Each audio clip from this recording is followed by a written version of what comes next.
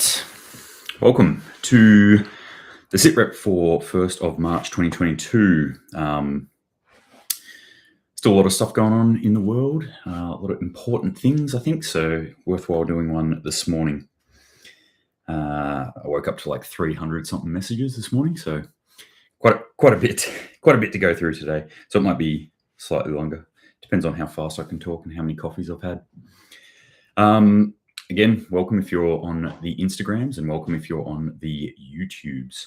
I'm doing the standing today, just for something different. Mix it up so you don't get bored. All right, so yeah, a lot of stuff going on, and a lot of things that are sort of a little bit no change, or hasn't been big changes. So the actual fronts and things like that in the Ukraine invasion, the Russian invasion of Ukraine, doesn't appear to have changed too much. It seems to be at a bit of a stalemate, and that could be because we had some talks happen overnight. So the negotiations began and ended. From what accounts I could see, it looked like Ukraine was asking for Russia to totally pull out of all of Ukraine, including the Donbass region. And Russia was asking for the Donbass region, those two breakaway areas, to be seen as separate states, and that they would hold them, and Crimea, excuse me, and Crimea. So they wanted that kind of ratified or solidified. Which I don't think is very likely on either side of that debate, that the other person's going to go, yeah, sure, okay, that seems fair. So they've already locked in second talks, and they're talking about third talks as well. So we'll see what happens there. All right, other news that's happening in that area.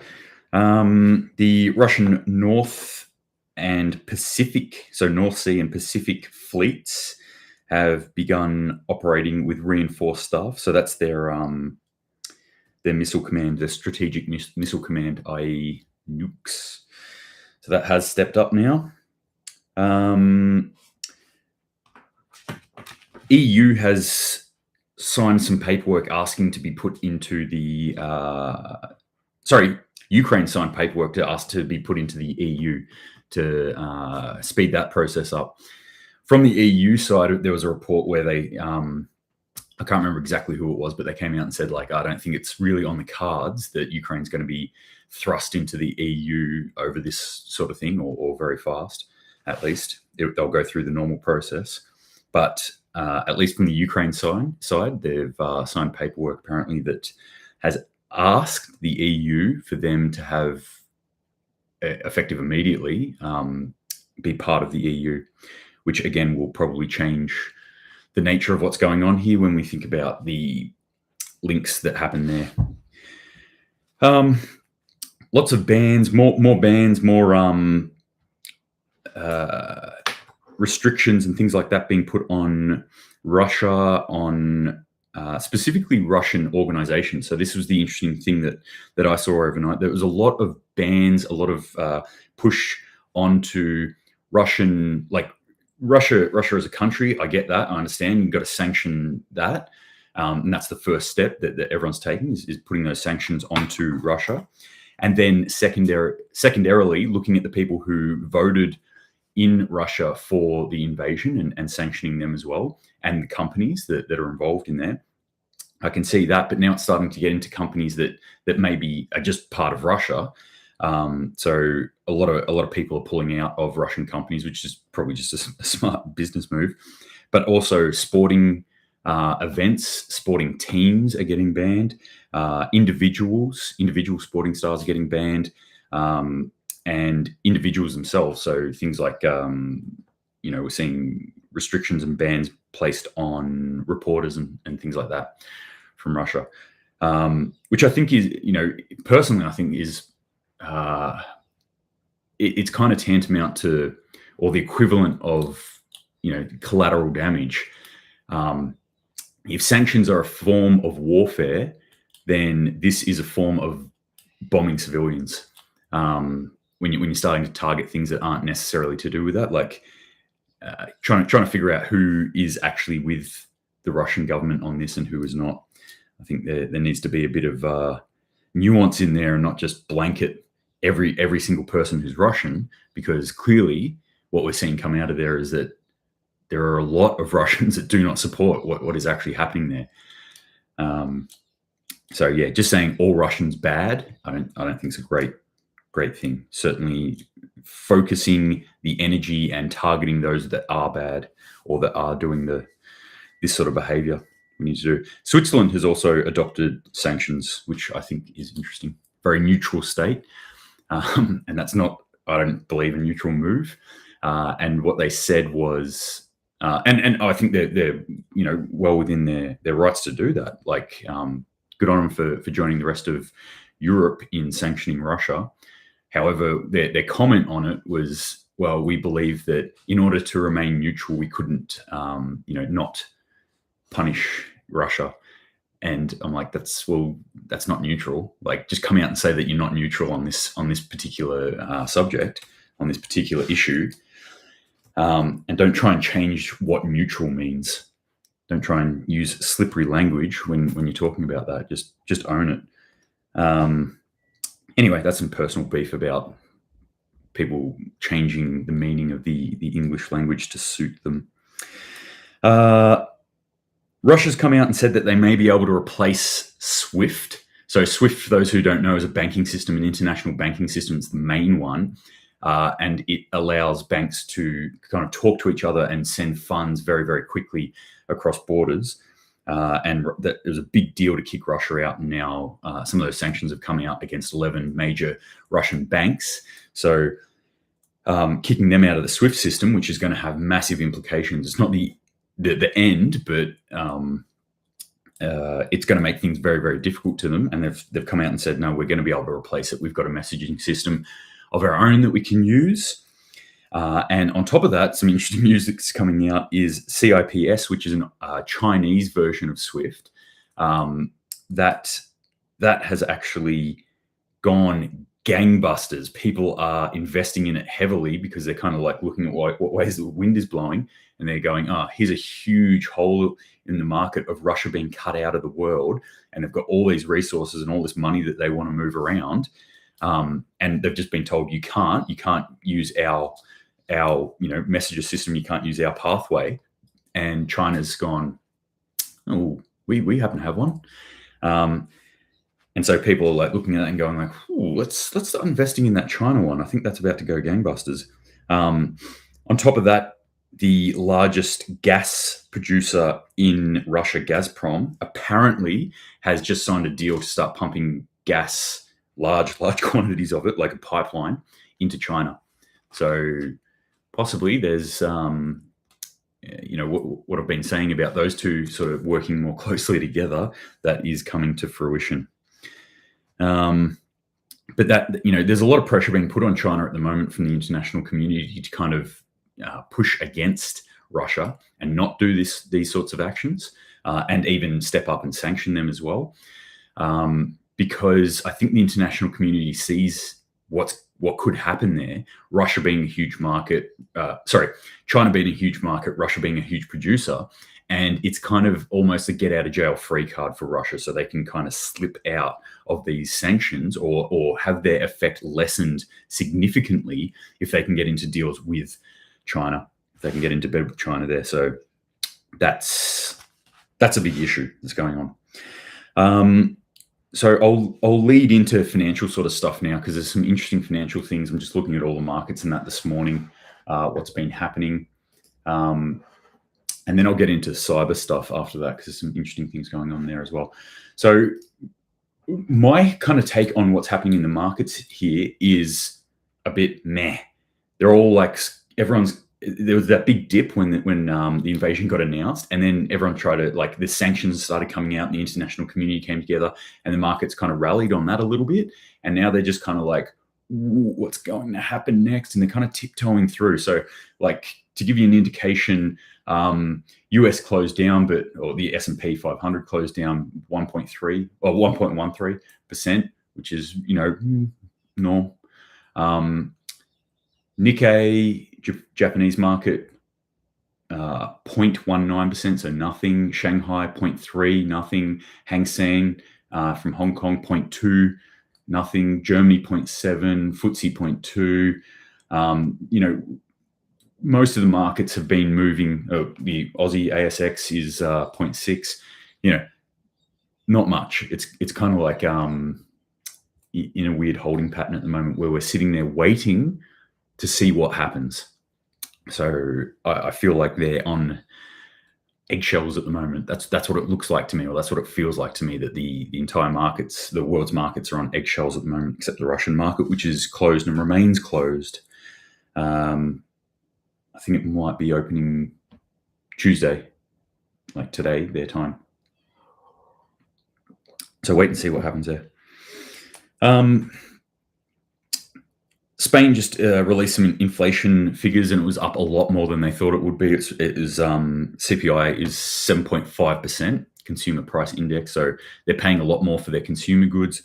And that's thought to be driven by the energy crisis that's happening throughout Europe at the moment. So if you haven't listened to me ramble on about this, a lot of natural gas gets pumped into Europe, into the continent from Russia, and that's obviously being disrupted at the moment. A lot of oil comes out of Russia as well, so that's being disrupted.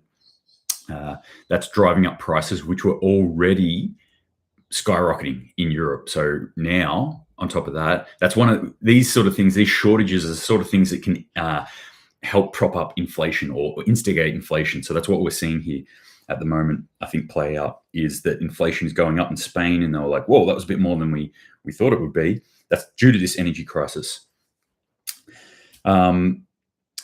Crypto, interestingly, is going gangbusters this morning. Crypto's sort of going up. So if I just look at the main ones, Bitcoin up 11.7, Ethereum up 9.3, BNB up 7, ADA up, that's Cardano, up 10, XRP up almost 8. So, and if you look at the graphs, they were kind of like just cut up all of a sudden. So I didn't get time to read up on crypto, and my head's not super in the crypto game anyway. But good news for all my friends who have got crypto. I know some people were kind of hurting, so hopefully that helps ease your pain a little bit. But my recommendation is to always go towards the solid commodities. And so what are solid commodities doing today? Surprise, surprise, going through the roof. So the big one that's leading off everything in the commodity prices today is coal, up 31%. What? That's insane. 31%. Wheat's up 10%.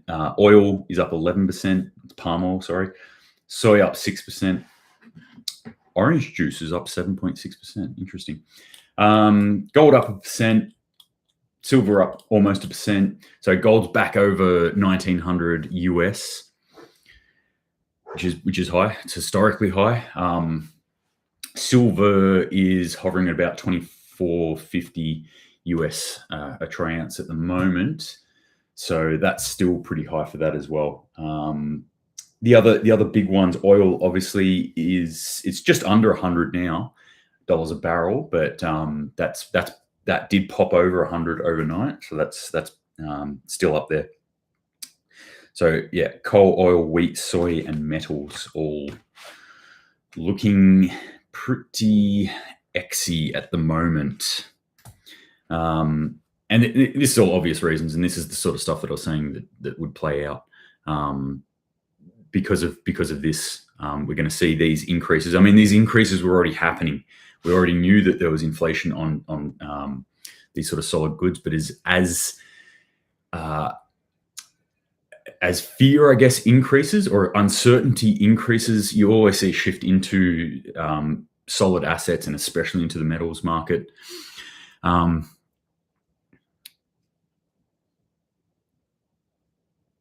Yeah. Putin should have done this 2 years ago. Would have saved a lot of people's lives, and there would never have been a scamdemic, quite possibly. But maybe this sort of thing can't happen without that. I mean, whenever you're looking at history, and we're kind of living out history right now, this is the sort of stuff that will be in books and people will talk about in 10, 20 years. Whenever you're looking back at history, it's easy to look back at things like world wars and stuff like that and paint a target around the arrow and go like, oh, well, of course this happened, blah, blah, blah. But there's an intricate web of things that happen and circumstances that create these sort of things. I.e., it's easy to look and sorry, I just got another update come through. It's something about Russia issuing a nice little thing. If it's too juicy, I might pop back in after this and report on it. But so as I was saying, it's easy to look back at history and paint a target around that arrow where it lands. But what we actually need to look at is what are all the intricacies that are going. So, quite often we look back at history and it's just a flat page. It's a 2D image that we're looking at. We look back and we go like, yeah, there was what's an example is the Arab Spring, right? The Arab Spring, there was, people were voting for democracy and a lot of rioting and stuff like that. Or what actually was going on there? What other factors were built in there? And if we start to look at it, there's some interesting things like, there was a big drought there. There was also a bit of a drought in the US. US exports a lot of wheat. Oh, there was a wheat shortage. Oh, there was actually bread lines going on. Oh, people didn't have food. People didn't have access to the things that they normally have access to. Boom, riots start kicking out. Huge protests begin. So it's not just like people spontaneously thought like, yep, we've had enough of this dictator in Egypt and we want democracy now. Like there was a series of events that were going on. So perhaps like, us going through a pandemic, that leads into the circumstances that allow this sort of thing to happen. Anyway, end rant. Sorry about that. I do disappear on rants and down rabbit holes sometimes. Okay, so coming back into what I want to talk about to wrap up today is cyber sort of stuff. So there's a lot of cyber stuff happening overnight and a lot of interesting things. So what I want to do is preface this with Article 5 of the NATO agreement. So I've talked about this before. Article 5 is something that says, essentially, if any NATO member is attacked, it is to be taken as an attack on every other country that is part of NATO. So if somebody, say, flew planes into the World Trade Center in the US, then the US being part of NATO, every other country is then obliged to act as if a terrorist flew a plane into their country as well, into buildings in their country as well, and act accordingly. Okay, so if any country in NATO is attacked, all countries in NATO respond, essentially. Now, does that apply to cyber attacks? And that's what they're saying at the moment. Yes, it does. Any major cyber attack on infrastructure on any country within NATO will be responded in kind by all of NATO. And that's something very important to remember, because I feel like I've said this a few times. I think cyber is going to be one of the big elements of this war. One of the mistakes we've always made in wars or even conflicts is always assuming that it's going to be like the last one. So we entered into, and I say we, I wasn't obviously alive, but we entered into World War I assuming that it was going to be horsebacks, formed up charges into each other, volley fire, all that sort of stuff. And it wasn't anything like that. It became mechanized. It became mass kill situations. It became trench warfare and all the horrors that came out of World War I. We entered into World War II assuming it would be like World War I. It was not. It was very different. We had different technologies. We had planes and things like that now that we could had to think about dominating the airspace as well. Again, Korea, again, Vietnam, again, Iraq, Afghanistan, Iraq again. Each time we're always dealing with old technology. In fact, old thinking, old tactics. When I joined the military, which was in 2003, we were still being taught Vietnam era style tactics because that was the last major conflict that Australia had been in. And so when Afghanistan stood up and we had to go there, we had to very, very rapidly change the way we did things.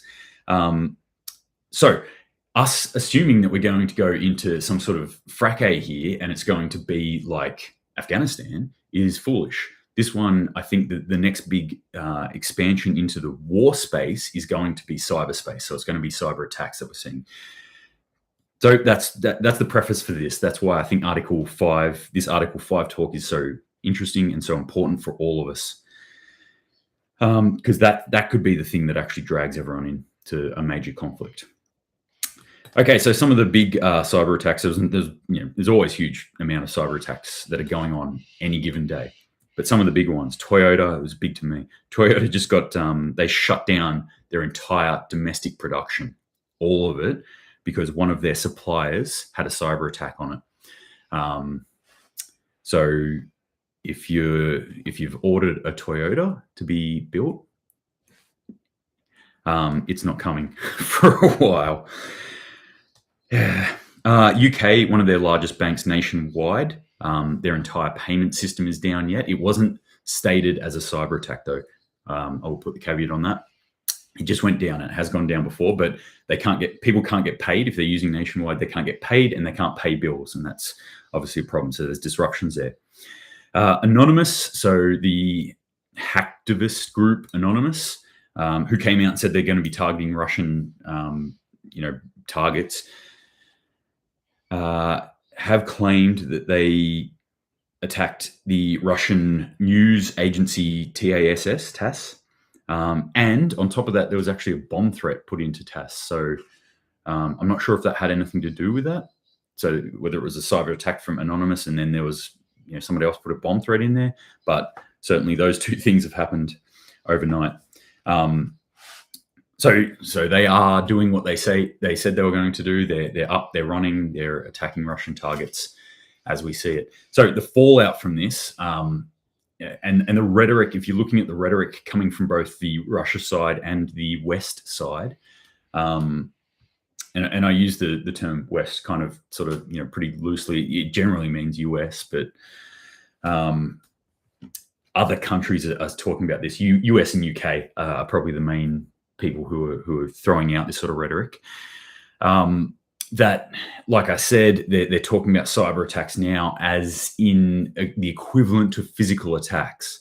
So as Russia gets more sanctioned and more attacked, they're going to feel more attacked, and they're going to be more motivated and more feeling like it's legitimized that they can then attack other sources or West sources. So that's what I predict we're going to see coming up soon, probably within days to weeks. I think major cyber attacks, and Russia is pretty unscrupulous about how they do this. They've been known to, so their FSB, their intelligence agency, has been known to hire other criminal hacker organizations in order to do their work.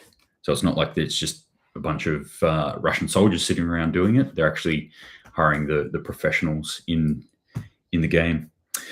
Cool. So that's, as I said, there's heaps and heaps of cyber stuff that's going on. That's just the things that stood out to me this morning. So, some good news in that, like, the markets aren't totally tanking or anything. They're not going crazy. They are a bit iffy at the moment. Inflation's still going up. What's going to happen over there in Ukraine? We did see a pullback of Russian forces allegedly yesterday, and my take on that was I was expecting them to start intensifying attack, like it's a battle pause. Like when you're in that sort of battle space and two military forces are coming together, it's not just like this the whole time. It's like this, and maybe they wait and build up a bit of strength and a bit of power. So that's what I was sort of looking at, going like, will the Russians hit hard? Will they even start bombing and shelling intensively? Which I thought they might do. But yeah, at the end of the day, I think the Russians, if they want to take Ukraine, they want to take it as Ukraine and not as rubble. Last thing I'll talk about is conditions in Australia.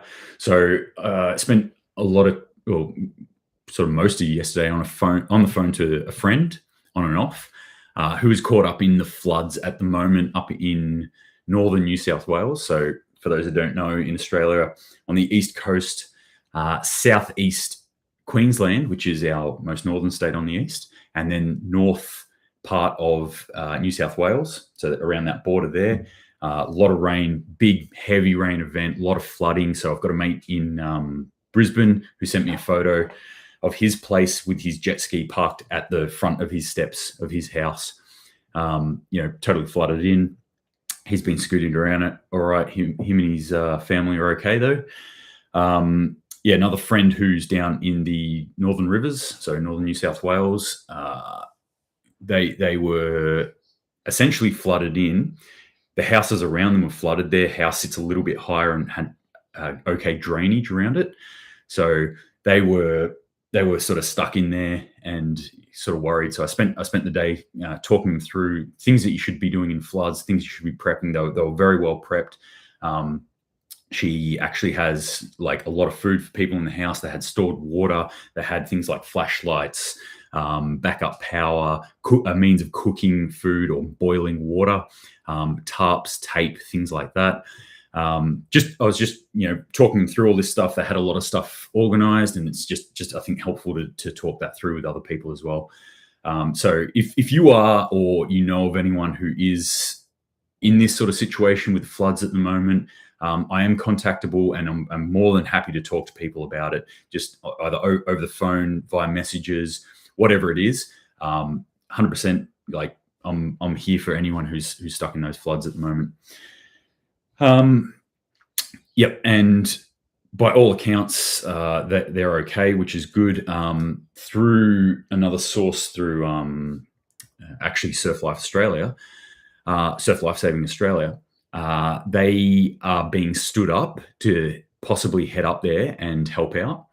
So they're looking for volunteers because the SES are overrun.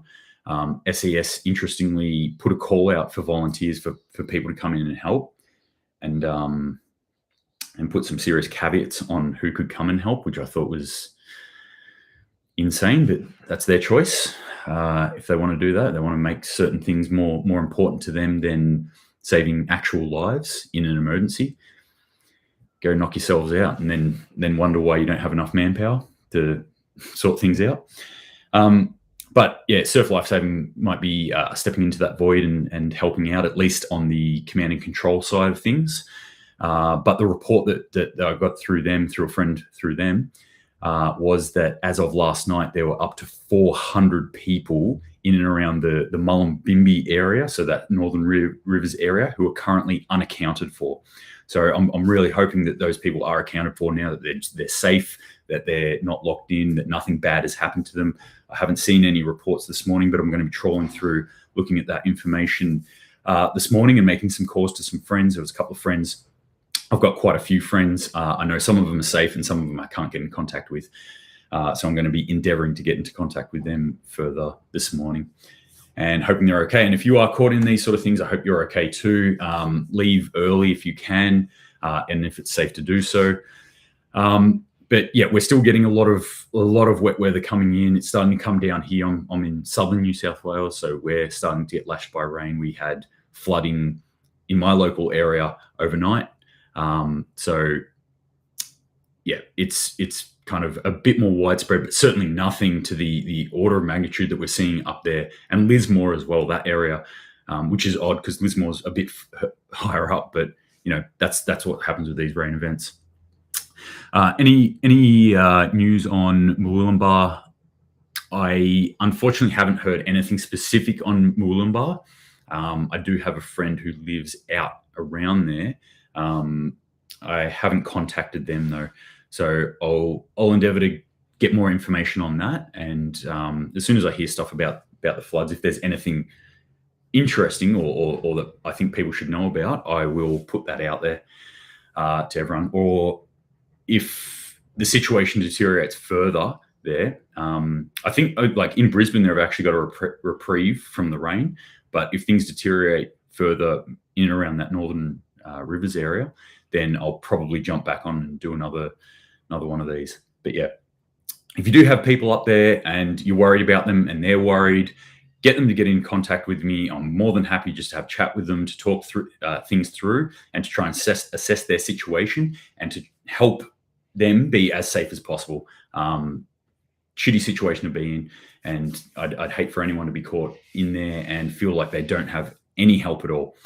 Obviously, I can't sort of run up there and help them out, but I can give what I can give, which is the knowledge that I have and experience that I have. So, yeah, that's going to wrap it up for today. I think we're about half an hour, so that'll do for me ranting at you this morning. If you have any questions, feel free to send them through to me on the DMs or on the YouTubies. But apart from that, gang, stay safe.